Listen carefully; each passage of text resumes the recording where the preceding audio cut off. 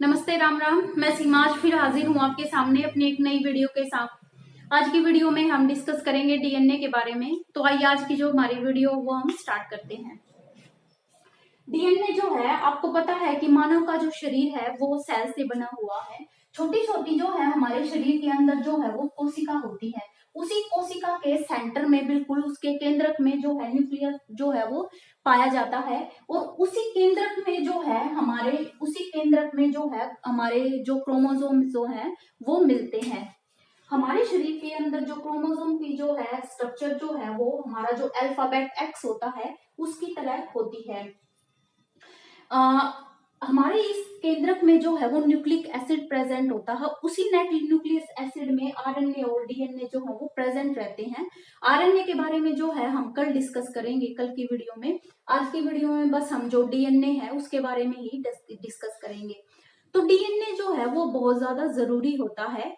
क्योंकि डीएनए के कारण ही कोई भी जो आदतें हैं वो एक पीढ़ी से दूसरी पीढ़ी में जो है वो चली जाती है। आपने देखा होगा कई कई परिवार ऐसे होते हैं कि जैसे बीमारी जो है उसके माता पिता को हो गई तो फिर बच्चों को भी होगी, फिर आगे भी ट्रांसफर होगी। तो वो किस कारण होती है? ये जो हमारे डीएनए है, ये हमारे गुणसूत्र जो है, इनके कारण ही वो एक पीढ़ी से दूसरी पीढ़ी में वे आते हैं। मतलब ये सब चीजें जो है वो ट्रांसफर होती हैं।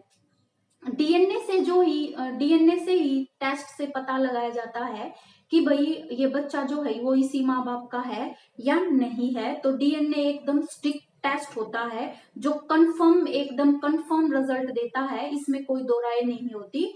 ये जो इस टेस्ट का जो रिजल्ट होता है वो एकदम जो है वो राइट होता है। क्योंकि डीएनए जो है, किसी भी इंसान का डीएनए जो है वो किसी से भी जैसे मैच नहीं करता। जैसे जो हमारे बच्चे होते हैं, माँ बाप जो होते हैं, उनका जो बच्चा होता है, डीएनए टेस्ट से ही पता लगाया जाता है कि ये जो बच्चा है वो इनका है या नहीं है। अगर डीएनए टेस्ट अगर नहीं मिलता है तो वो उनका बच्चा जो है वो नहीं माना जाता है। तो माँ बाप के गुण जो है वो बच्चे में आते हैं इसी डीएनए के कारण, और इसी से पता लगाया जाता है कि ये इनका बच्चा है या नहीं होता है। डीएनए जो है वो बहुत ज्यादा जो है वो इम्पोर्टेंट होता है। क्योंकि डीएनए के कारण ही जो है हमारे शरीर में जो है वो इंसान के शरीर में जो है 46 जोड़े जो है 23 जोड़े क्रोमोसोम के जो है वो पाए जाते हैं। टोटल गुणसूत्र जो है वो 46 होते हैं। यही गुणसूत्र जो है इनमें ही डीएनए प्रेजेंट है। ये गुणसूत्र मिलकर जो है बने किससे हैं? ये डीएनए से मिलकर बने हैं। तो यही गुणसूत्र जो है शरीर के अंदर, अलग अलग गुणसूत्र का जो है अलग अलग काम होता है। इन्हीं गुणसूत्रों को पता होता है कि अभी भाई है ना, इसकी ये आंखें बनानी है, अभी ये बाल है जो इनका कलर जो है वो ब्लैक करना है, अभी नाक बनाना है, या फिर भाई हार्ट बनाना है। तो जो भी कुछ बॉडी के सारे जो पार्ट बनते हैं वो डीएनए के कारण ही बनते हैं। जब डीएनए में डिफेक्ट हो जाता है, इसलिए किसी बॉडी पार्ट में जब बच्चा पैदा होता है तो उसके बॉडी पार्ट में डिफेक्ट आता है, तो वो डीएनए के डिफेक्ट के कारण ही होता है ऐसा। तो डीएनए बहुत बहुत ज्यादा इम्पोर्टेंट है। अब देखो, ये है स्ट्रक्चर क्रोमोसोम की। क्रोमोसोम जो है वो एक्स की तरह इसकी जो है स्ट्रक्चर होती है। हमारा अल्फाबेट जो एक्स होता है उसकी तरह इसकी जो है वो स्ट्रक्चर होती है। ऐसे एक जोड़े की फॉर्म में जो है ये क्रोमोसोम जो है वो मिलता है। ऐसे जो है 23 जोड़े हमारे जो सेल है, सेल के अंदर न्यूक्लियस है, उस न्यूक्लियस के अंदर प्रेजेंट रहते हैं। सबसे पहले डीएनए के बारे में हमें बताया था कि सेल के अंदर भाई न्यूक्लियस है, उस न्यूक्लियस के अंदर जो है गुणसूत्र जो है, इसके बारे में, डीएनए के बारे में सबसे पहले एक साइंटिस्ट था चार्ल्स बर्ग जो है उसने बताया था। लेकिन वो इनकी स्ट्रक्चर जो है वो नहीं दे पाए थे। इसकी स्ट्रक्चर के बारे में जो है वाटसन और क्रिक नामक जो साइंटिस्ट थे उन्होंने इनकी स्ट्रक्चर, डीएनए की स्ट्रक्चर जो है वो दी थी। इसीलिए उनको जो है 1962 में जो है नोबेल पुरस्कार भी इस चीज के लिए उन दोनों को जो है दिया गया था। फिर आगे आगे जो है जब डीएनए की स्ट्रक्चर को भी जब खोला गया तो डीएनए जो है वो बने होते हैं जीन से। जॉनसन नामक जो एक साइंटिस्ट था उसने जीन की जो है वो स्ट्रक्चर हमें दी थी। तो अब आइए अब जानते हैं कि डीएनए की स्ट्रक्चर में जो है वो क्या क्या प्रेजेंट रहते हैं। डीएनए की स्ट्रक्चर ऐसे डबल हेलिकल स्ट्रक्चर जो है वो डीएनए की होती है। ये जो आप घुमावदार रस्सी देख रहे हैं इस रस्सी को जो है वो न्यूक्लियोटाइड बोला जाता है। ये दो रस्सियां आपस में मिलकर ऐसे सर्पेंटाइल शेप में नाक की तरह जो है वो ऐसे जो है वो लिपटी हुई होती है। एक पार्ट से दूसरे पार्ट के बीच का जो ये है पॉइंट, इस पॉइंट को जो है क्रोमेटिन बोला जाता है। ये रस्सी है, इनको न्यूक्लियोटाइड बोला जाता है, और ये जो पॉइंट है यहाँ का, इसको क्रोमेटिन बोला जाता है। अब बात करते हैं डीएनए के अंदर क्या क्या जो है वो प्रेजेंट रहता है। डीएनए के दो पार्ट होते हैं, एक न्यूक्लियोसाइड, एक फॉस्फेट। अब न्यूक्लिक एसिड जो डीएनए है उसमें जो है वो फॉस्फेट जो है वो ग्रुप प्रेजेंट रहता है। ये न्यूक्लियोसाइड जो है वो टू टाइप में डिवाइड होते हैं, शुगर में और नाइट्रोजन बेस में।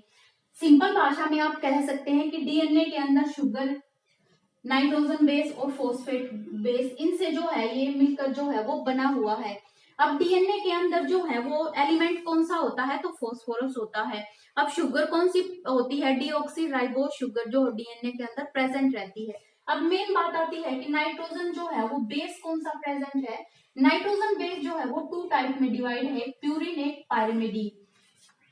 अब यहाँ देखिए आप, यहाँ पर देखते हैं हम, एक हो गया प्यूरिन और एक हो गया पायरिमिडीन। प्यूरिन भी जो है वो दो टाइप में होते हैं, एक हो गया एडेनिन, एक हो गया ग्वानिन। और पायरिमिडीन बेस भी दो होते हैं, एक थायामीन होता है, एक होता है साइटोसिन।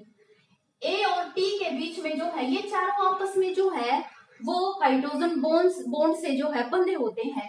ए और ए अटैच होता है टी से, डबल बॉन्ड इनके बीच में होती है, और जी जो है वो सी से अटैच होता है, इनके बीच में जो है वो ट्रिपल बॉन्ड होती है। ये चारों प्रेजेंट रहते हैं डीएनए की स्ट्रक्चर के अंदर। इन चारों से मिलकर जो है वो डीएनए की स्ट्रक्चर जो है वो मिलकर इनसे बनी हुई है। जैसे ये एक पोर्शन है, ए जो है वो टी से अटैच है, जी जो है वो सी से अटैच है, ऐसे जो डीएनए की स्ट्रक्चर जो है वो बनी हुई है। ए और टी के बीच में जो है डबल बॉन्ड होती है, और जी और सी के बीच में जो है वो ट्रिपल बॉन्ड जो है वो प्रेजेंट रहती है। डीएनए और आरएनए में ज्यादा डिफरेंस नहीं होता, बस ये जो थायमिन ग्रुप होता है इसकी जगह बस यूरासिल ग्रुप आकर जो है वो अगर हम अटैच कर देते हैं तो वो आरएनए होता है। डीएनए डबल हेलिकल स्ट्रक्चर होती है और आरएनए जो है वो सिंगल स्ट्रक्चर है। आरएनए में एक ही न्यूक्लियोटाइड पाया जाता है, जबकि डीएनए में जो है दो न्यूक्लियोटाइड मिलकर जो है वो डीएनए की फॉर्मेशन करते हैं। तो ये डीएनए के बारे में मैंने आपको बताया। अब जैसे देखते हैं हमारा कोरोना का जो वायरस है वो है क्या हमारा, वो आरएनए वायरस है। अब उसमें क्या है कि आपको पता है कि हमारे पास जो टेक्निक है वो हमारे पास जो है वो डीएनए के लिए टेक्निक है।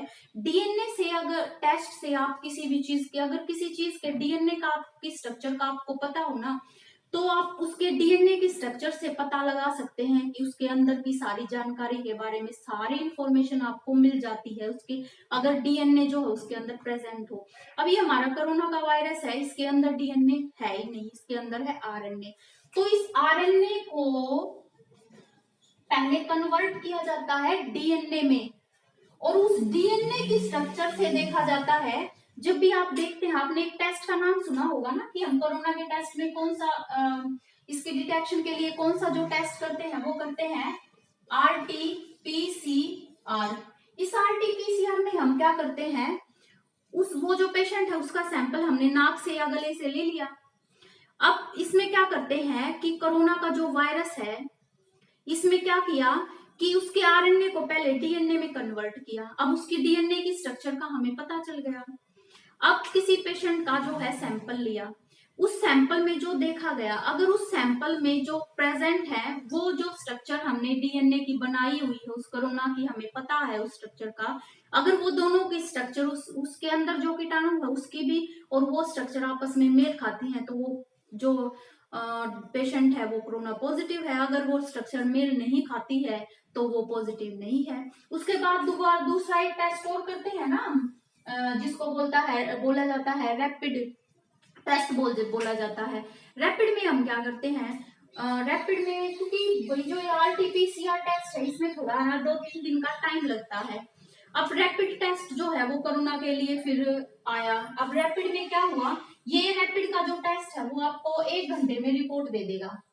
अब रैपिड टेस्ट में क्या होता है, रैपिड टेस्ट में जो है वो एक किट सी होती है, आपका जो सैंपल लिया जाता है वो उस किट पर डाला जाता है। अब उसमें क्या होता है, उसमें सिर्फ ये देखा जाता है कि जब कोरोना वायरस शरीर के अंदर जब जाता है तो जब उसके जाने के 3 या 4 दिन के बाद शरीर में एंटीबॉडीज जो है वो बढ़ने लग जाते हैं। शरीर जो एंटीबॉडीज की संख्या जो है वो बढ़ा देता है उस वायरस से लड़ने के लिए।